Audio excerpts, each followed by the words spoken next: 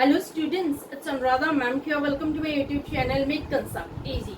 आज के video lecture में क्लास 12 अकाउंटेंसी को कंटिन्यू करते हुए एक मोस्ट इम्पॉर्टेंट टॉपिक एक्सप्लेन करने जा रही हूँ, जो आपके सीबीएसई एग्जाम में पूछा जाता है 3 और 4 मार्क्स के लिए। टॉपिक का नाम है issue of shares for consideration other than cash. देखो, question number 37 is random limited took over running business of mature limited. Random limited ने बिजनेस टेक ओवर किया है मैच्योर लिमिटेड का। यहाँ वेंडर कंपनी कौन सी है?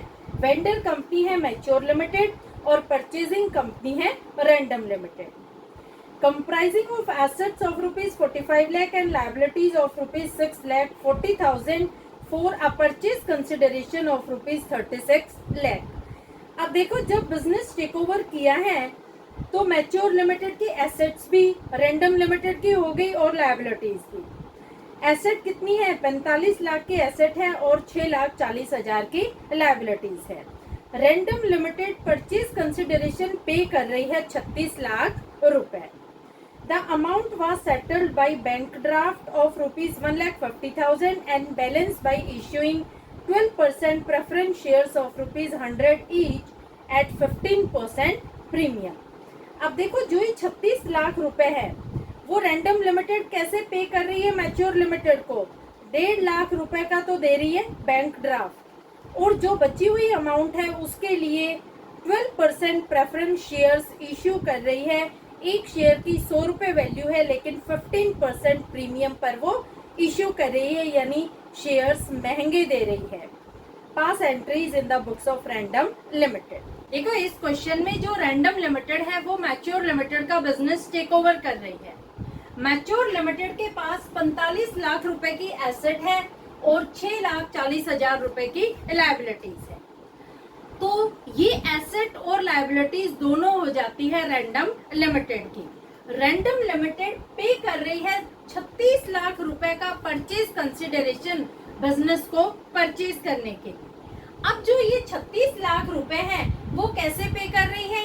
1.5 लाख रुपए का तो बैंक ड्राफ्ट दे रही है, और जो बची हुई अमाउंट है उसके लिए 12% प्रेफरेंस शेयर्स इश्यू कर रही है एट 15% प्रीमियम। देखो, जब आप क्वेश्चन सोल्व करेंगे तो सबसे पहले तो आप ये फाइंड आउट करेंगे कि रैंडम लिमिटेड को बिजनेस परचेज करने में फायदा हो रहा है या फिर नुकसान। ये कैसे फाइंड आउट करेंगे? ये फाइंड आउट करने के लिए आपको चेक करना होगा कि परचेज कंसिडरेशन नेट एसेट से ज्यादा है या फिर नेट एसेट से कम है। तो देखो, एक बनाते हैं छोटा सा वर्किंग नोट। वर्किंग नोट में हम फाइंड आउट करेंगे कि परचेज कंसिडरेशन की क्या सिचुएशन है। सबसे पहले आप लिखेंगे एसेट्स। एसेट्स कितनी है? 45 लाख। लायबिलिटीज कितनी है? 6,40,000। एसेट में से लायबिलिटी माइनस करेंगे तो आ जाएगी नेट एसेट। तो बैलेंसिंग फिगर कितना आ गया? 38,60,000। परचेज कंसिडरेशन कितना है? परचेज कंसिडरेशन है 36 लाख। इन दोनों का बैलेंसिंग फिगर निकालते हैं। बैलेंसिंग फिगर आता है 2,60,000 रुपए। ये क्या है? ये है बैलेंसिंग फिगर। अब देखो, परचेज कंसिडरेशन ज्यादा है या नेट एसेट ज्यादा है? Purchase consideration is less than net asset.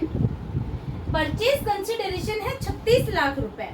मतलब जो रैंडम लिमिटेड कंपनी है उसने मैच्योर लिमिटेड को 36 लाख रुपए पे करने का वादा किया है कि आपका बिजनेस हम 36 लाख रुपए में टेक ओवर करेंगे।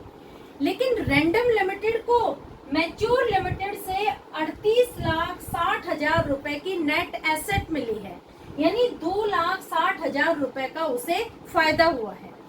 तो जब परचेज कंसिडरेशन नेट एसेट से कम होता है तो हमेशा बिजनेस में फायदा होता है। और जो ये फायदा है इसे हम कहाँ दिखाते हैं? इसे हम क्रेडिट साइड दिखाते हैं, कैपिटल रिजर्व अकाउंट। ये आप ध्यान रखना, जो फायदा होगा वो हमेशा क्रेडिट होगा और उसे कैपिटल रिजर्व अकाउंट में दिखाया जाएगा। अगर परचेज कंसिडरेशन नेट एसेट से ज्यादा होता है तो वो नुकसान होता है, और नुकसान को हम हमेशा डेबिट करते हैं और उसे डेबिट साइड में गुडविल अकाउंट में हम शो करें। क्लियर? तो यहाँ तक आपको क्वेश्चन समझ में आ गया कि इस क्वेश्चन में रैंडम लिमिटेड को मैच्योर लिमिटेड से बिजनेस परचेज करने में 2,60,000 रुपए का फायदा हुआ है। क्लियर? अब हम पास करते हैं जर्नल एंट्रीज। अब देखो फर्स्ट एंट्री में जो एसेट्स हैं वो रैंडम लिमिटेड के पास आ रही हैं। तो जब एसेट इंक्रीज होती है तो उसे हम करते हैं डेबिट, और जब लायबिलिटीज इंक्रीज होती हैं तो उसे हम करते हैं क्रेडिट। तो यहाँ पर रैंडम लिमिटेड की एसेट भी इंक्रीज हो रही है और लायबिलिटीज भी इंक्रीज हो रही है। तो एसेट को हम करेंगे डेबिट, लायबिलिटी को हम करेंगे क्रेडिट। तो हम लिखेंगे asset account debit, assets account debit to liabilities account to. अब देखो परचेज कंसिडरेशन पे किया जा रहा है 36 लाख रुपए का, किसे? मैच्योर लिमिटेड को। तो हम परचेज कंसिडरेशन नहीं लिखेंगे, हम लिखेंगे टू मैच्योर लिमिटेड। क्या आपने कभी सोचा कि परचेज कंसिडरेशन क्यों नहीं लिखा जाता? हम वेंडर कंपनी का नाम क्यों लिखते हैं? देखो जो परचेज कंसिडरेशन है ये पेमेंट की अमाउंट है, ये कोई पर्सन नहीं है, ना ही ये कोई अकाउंट है।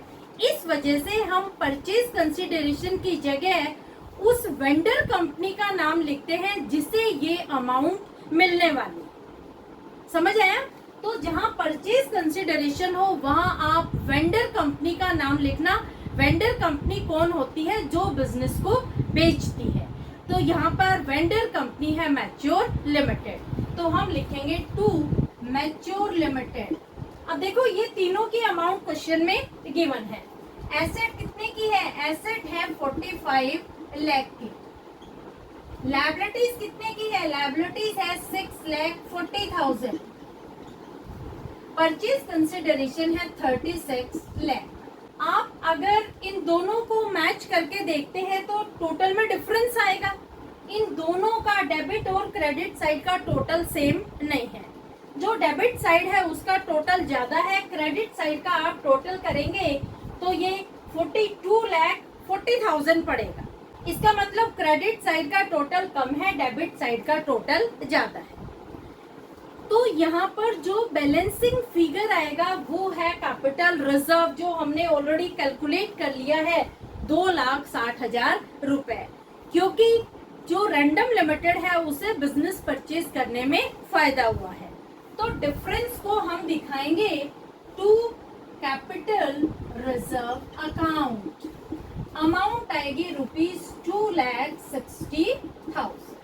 समझ आया आपको? इस तरह से आपको फर्स्ट एंट्री पास करनी है। जब बिजनेस टेक ओवर किया जाता है तो इस तरह की एंट्री बनती है फर्स्ट एंट्री। अब नरेशन आप लिख देना बिजनेस परचेज। अब देखो सेकंड एंट्री में कंपनी पेमेंट कर रही है मैच्योर लिमिटेड को, लेकिन पेमेंट दो तरीके से कर रही है। एक तो कंपनी 1.5 लाख रुपए का बैंक ड्राफ्ट दे रही है, और दूसरा जो डिफरेंस की अमाउंट है, जो बैलेंसिंग फिगर की अमाउंट है, उसके लिए कंपनी 12% प्रेफरेंस शेयर्स इशू कर रही है, जो 100 रुपए का एक शेयर है, लेकिन 15% प्रीमियम पर शेयर्स इशू कर रही है। तो देखो पेमेंट में दो एंट्री होगी। पहली एंट्री होगी बैंक ड्राफ्ट के थ्रू पेमेंट हो रही है, और दूसरी एंट्री में शेयर्स इशू होंगे। तो पेमेंट की फर्स्ट एंट्री हम पास कर रहे हैं mature limited account debit. Amount कितनी आएगी? अमाउंट आएगी ₹1,50,000, क्योंकि 1.5 लाख रुपए का कंपनी बैंक ड्राफ्ट दे रही है। To bank account, bank draft के लिए आप लिखेंगे to bank account. Amount is ₹1,50,000। Narration लिखेंगे amount paid by bank draft. ठीक है, दोनों एंट्री समझ आ गई।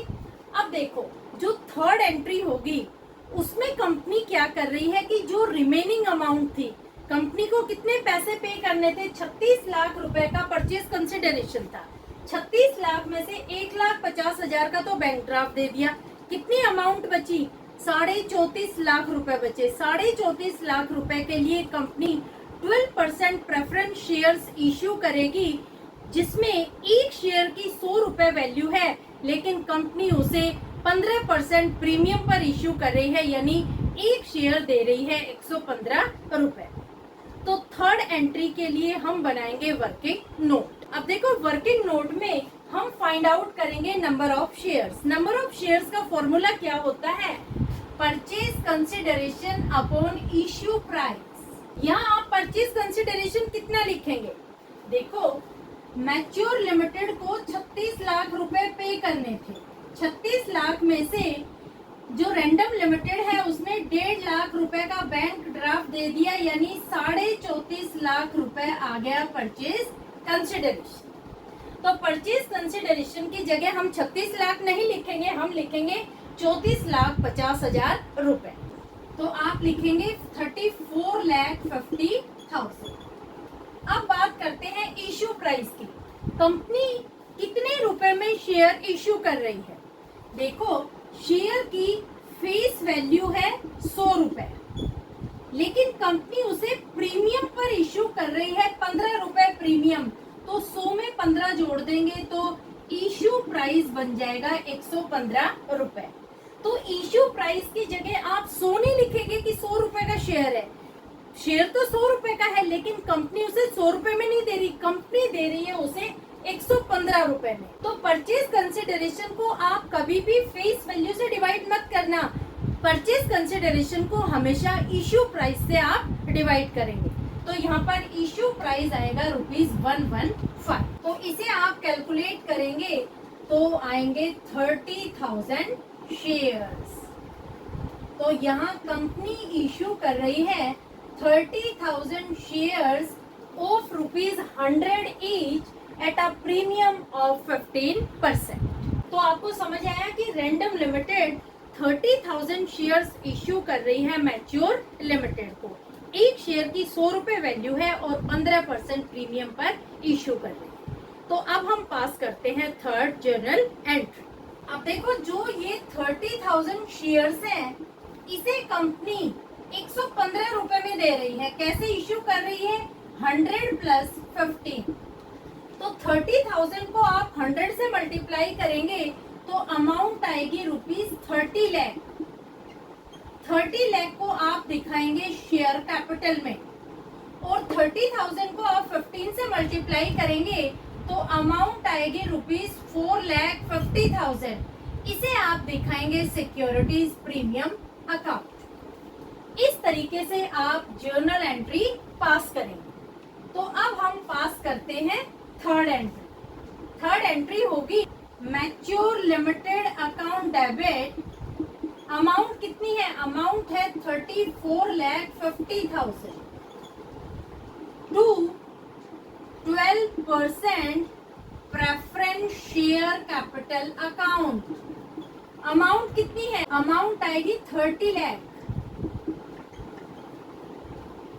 To securities premium account. Amount आएगी 4,50,000। नरेशन आएगी 30,000 12% प्रेफरेंस शेयर्स इश्यू। इस तरह से आप पास करेंगे ये third entry. Clear? Hopefully question आपको समझ में आ गया होगा। फिर भी कोई क्वेरी हो तो feel free to comment in comment box.